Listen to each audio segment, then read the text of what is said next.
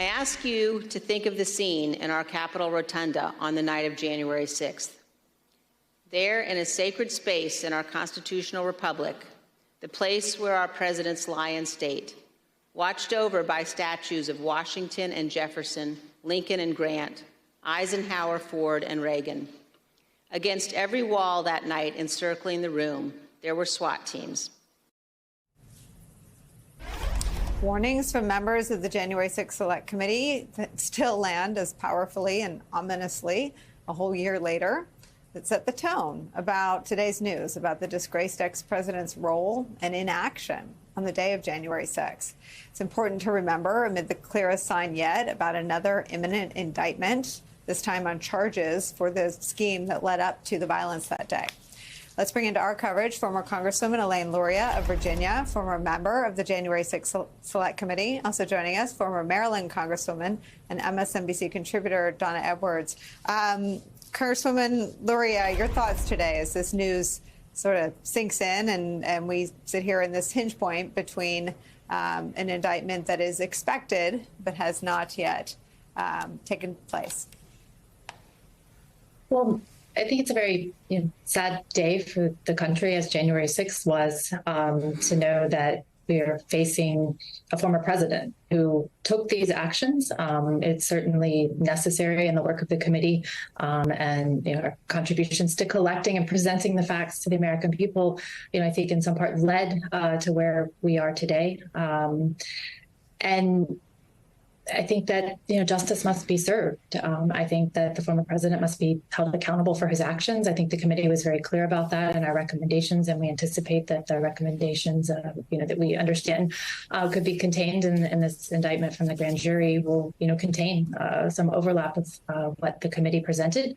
Obviously, the grand jury had the ability to question, more witnesses, to compel more witnesses, and to collect information beyond the capacity of the committee. So, I think the American public deserves answers. And, as we wait for a potential indictment, I think that the day is coming that the former president and those surrounding him who enabled him are held accountable for really was one of the darkest days in our history.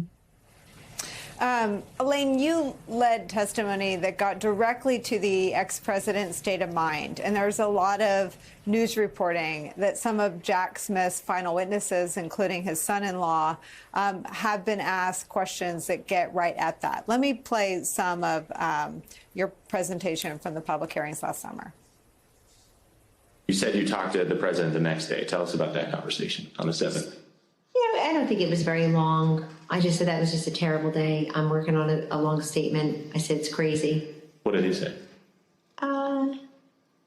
No, these people are upset. They're very upset. In the days following the attack, President Trump also expressed a desire to pardon those involved in the attack. Since then, he's suggested that he will do so if he returns to the Oval Office.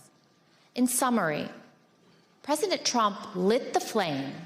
He poured gasoline on the fire and sat by in the White House dining room for hours watching the fire burn. And today, he still continues to fan those flames. That was his extreme dereliction of duty. It seems that he's gone even further. Now his position is to pardon all the insurrectionists. On the day he told them he loved them, and that is the path he seems to have pursued as a candidate for presidency in 2024. That seems like the clearest window of all into his state of mind about the insurrection and his own role in inciting it. I agree. And, it's interesting that you played that back because, it could have been said today as well as it could have, back when we held that specific hearing. He continues to do that and go even further. He's lionizing these people. He held a campaign rally where he started off with a January 6th prison crier singing an anthem, celebrating what people did on January 6th. So it's, only intensified. And I think that highlights even more, why the importance of this investigation coming to its culmination and holding him accountable.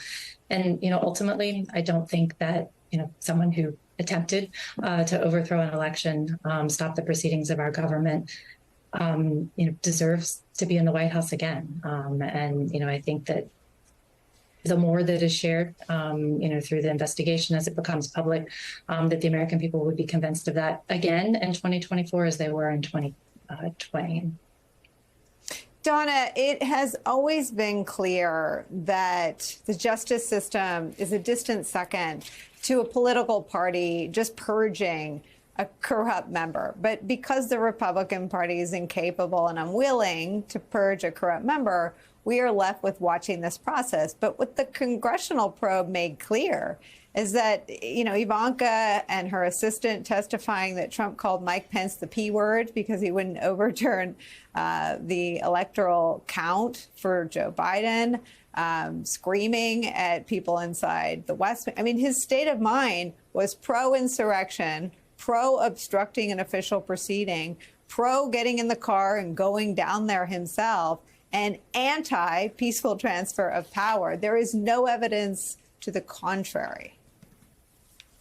Well, I think what the January 6th committee highlighted and what is even more clear today in looking back is that everything leading up both to the election and post-election to January 6th was almost entirely predictable based on the president's behavior. We know before the election, he was already giving hints that if it didn't go his way, then that something untoward had happened and that people should take action. And then, of course, after the election, all of the things that he did to try to stop the proceeding of counting of electoral votes. And then, of course, his behavior since then, Trump's behavior since then, in suggesting that he would pardon those insurrectionists, that he thought that they were justified and that he didn't do anything wrong. And so, I really credit the January 6th committee with illustrating all of this for us. But we need the Department of Justice in order to preserve the Constitution and the rule of law to indict this president. Because I think that that's the victory for the American people, is seeing that at the end of the day, no matter what Donald Trump did, that the rule of law has to be preserved. Donna, as we sort of prepare ourselves from what appears to be, if not today, at some point next week, an imminent second indictment by Jack Smith, third indictment in total for those counting at home, of the ex-president. We also, I think, are reflexively prepared for the Republicans to fall in line and defend him.